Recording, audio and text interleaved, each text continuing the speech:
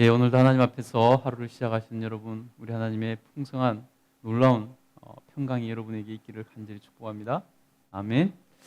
예, 오늘은 계속해서 사도 바울이 빌립보서를 마무리해 나가면서 빌립보 성도들에게 권면하는 그런 내용입니다.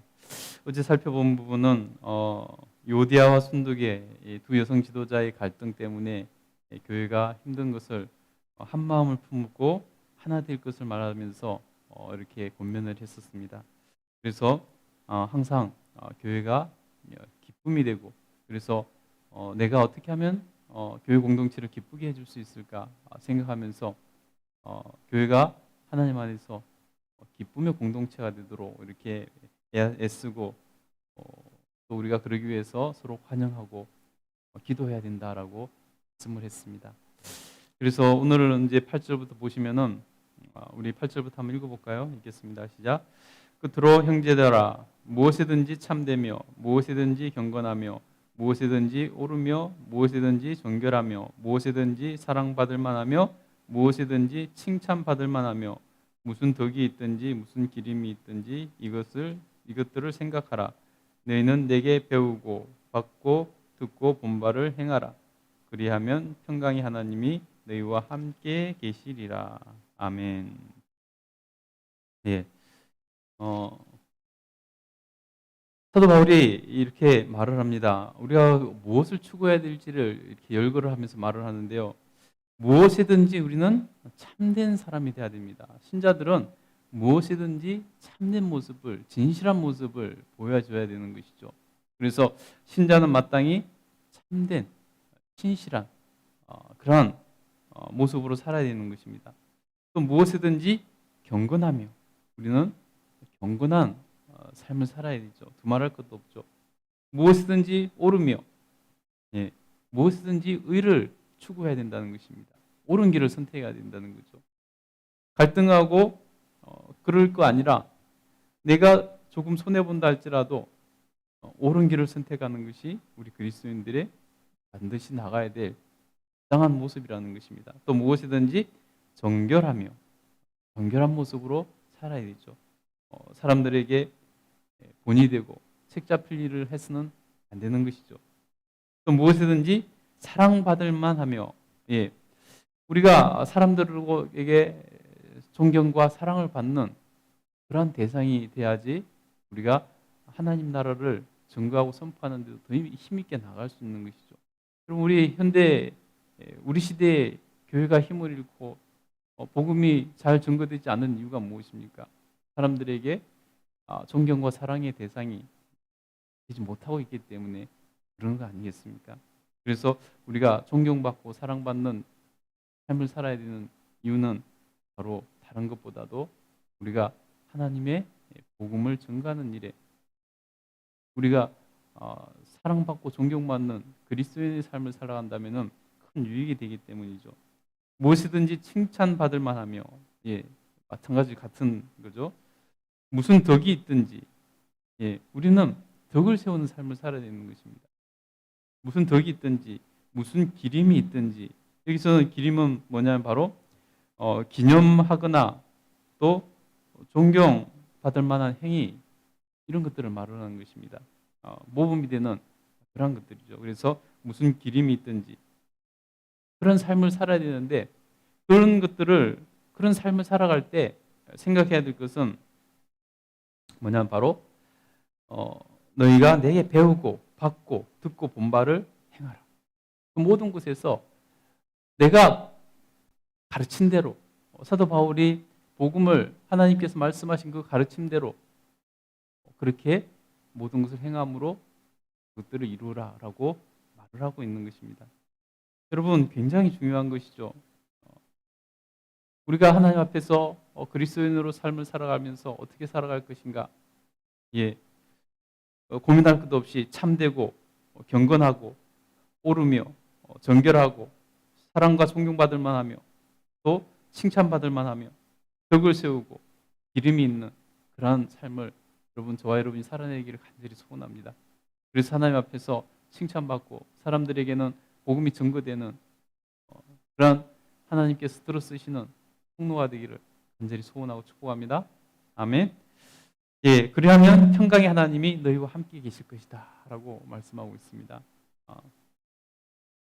우리 10절부터도 볼까요? 10절부터는 뭐냐면 바로 빌립보 교회가 이 사도 바울을 후원해 준 것에 대해서 감사를 표하는 그러한 내용이 기록되어 있습니다. 우리 10절부터 한번 읽어보겠습니다. 시작. 내가 주 안에서 크게 기뻐함은 너희가 나를 생각하던 것이 이제 다시 싹이 남으니 너희가 또한 이를 행하여 생각은 하였으나 기회가 없었느니라. 아멘. 에바브로 디도를 통해서 빌립보 교회가 사도 바울에게 이 선교 물질을 이렇게 전해줬습니다. 그것으로 사도 바울은 기뻐해서 감사를 표하고 있는 것입니다. 근데 굉장히 그들에게 감사를 표하면서 좀 이렇게 부드럽게 말을 하고 있는 것을 보는데요.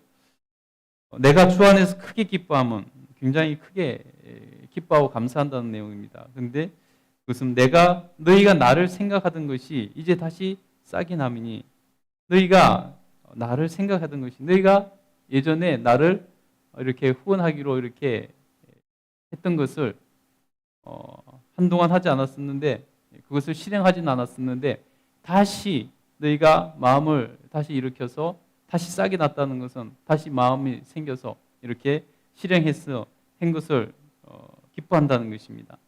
그리고 너희가 또한 이를 위하여 생각은 하였으나 기회가 없었느니라. 너희가 그렇게 생각은 하고 있었는데 기회가 없어서 하지 못했다라고 이렇게 말을 합니다. 사실 기회가 없어서 못했겠습니까? 언제라도 후원하고 지원하려면 할 수 있었겠죠. 근데 사도 바울은 그들에게 이렇게 너희가 생각은 하고 있었는데 기회가 없어서 하지 못했다라고 이렇게 말을 해주고 있는 것입니다. 그러면서 사도 바울은 말을 합니다.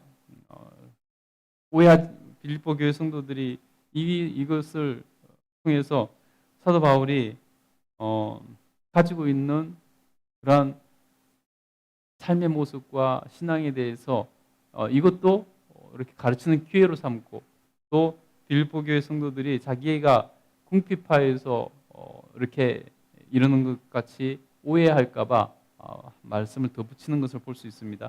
우리 11절부터 한번 보겠습니다. 시작. 내가 궁핍함으로 말하는 것이 아니니라. 어떠한 형편이든지 나는 자족하기를 배웠노니 나는 비천에 처할 줄도 알고 풍부에 처할 줄도 알아. 모든 일, 곧 배부름과 배고픔과 풍부와 궁핍에도 처할 줄을 아는 일체의 비결을 배웠노라. 내게 능력 주시는 자 안에서 내가 모든 것을 할 수 있느니라. 아멘. 예, 내가 궁핍함으로 이렇게 기뻐하고 말하는 것이 아니다라고 말합니다. 그러면서 말합니다. 어떠한 형편이든지 나는 자족하기를 배웠노라. 우리 시대에 제일 안 되는 것 중에 하나가 자족하는 것이죠.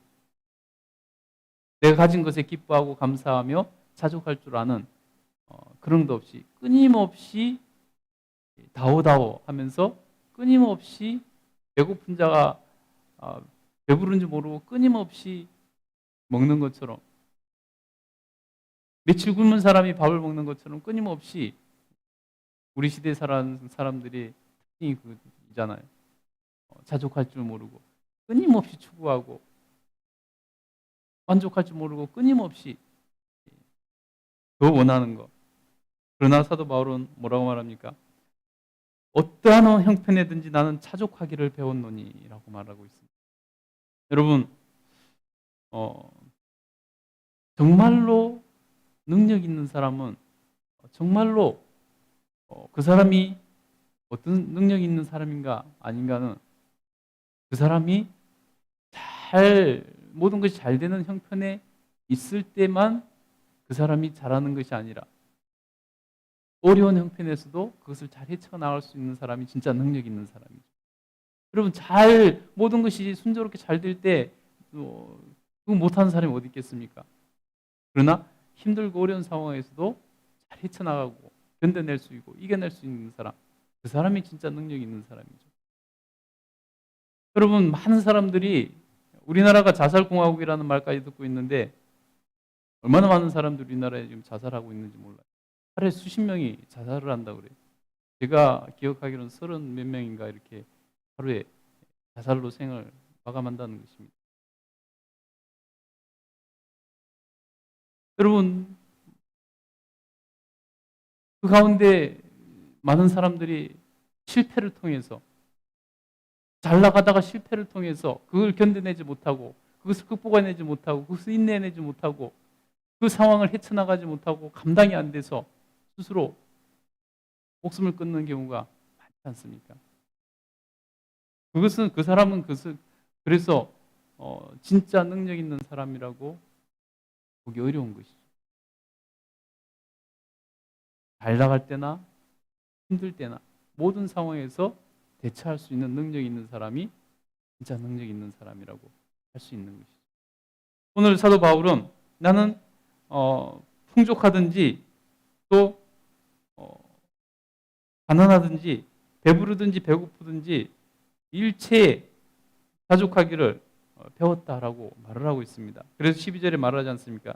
나는 비천에 처할 줄도 알고 풍부에 처할 줄도 알아. 가난할 때도 처할 줄도 알고 부유할 때도 처할 줄도 안다는 것입니다. 알아 모든 일 곧 배부름과 배고픔과 풍부와 궁핍에도 처할 줄 아는 일체의 비결을 배웠노라라고 말합니다. 여러분, 어떤 경우는 또 반대이지 않습니까? 가난해가지고 정말로 힘들고 어렵게 살던 사람이 어느 날 갑자기 뭐 로또가 됐다든지 부유해져가지고 그 자기에게 주어진 그 부를 감당을 못해요. 주체를 못해가지고 어떻게 그것을 써야 되는지 관리를 해야 되는지를 몰라가지고 그랑방탕하다가 폐인이 되는 그런 경우들도 있지 않습니까? 그래서 여러분, 우리 그리스도인들은 시대가 어떻게 바뀔지 몰라요. 우리 그리스도인들은 사도 바울이 배웠던 것처럼 어떠한 형편이든지 자족하기를 배워서 어떠한 경우에든지 이기는, 극복하고 이길 수 있는 그러한 힘이 있어야 된다는 것입니다. 여러분에게 정말 하나님께서 놀라운 은혜 베풀어 주시기를 간절히 소원합니다. 그래서 13절에 말씀하지 않습니까? 내게 능력 주시는 자 안에서 내가 모든 것을 할 수 있느니라.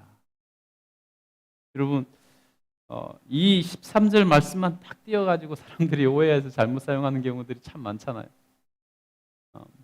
하나님께서 능력 주시면 자기가 막 잘할 것 같이 이렇게 그런 데다 말씀을 사용하잖아요. 근데 실제 문맥에서는 그렇지 않죠. 사도 바울은 이렇게 가난하고 궁핍한 처지에 비천한 상황에 배고픈 상황에 놓여서 지금 있는데, 지금 사도 바울은 빌립보서를 쓸 때는 특별히 더 옥에 갇혀 있는 이 옥중 서진이잖아요. 옥에 갇혀서 지금 빌립보 교회에 편지를 쓰고 있는데 얼마나 지금 힘든 상황이겠습니까? 그럼에도 불구하고 내게 능력 주시는 자 안에서 내가 모든 것을 할 수 있는, 내게 하나님께서 주신 능력으로 비천에도 처할 줄 알고 또 풍부에도 처할 줄도 알고 배부름에 처할 줄도 알고 배고픔에 처할 줄도 알고 자족하기를 배운 일체의 그것을 배웠다는 것입니다. 비결을 배웠다는 것입니다.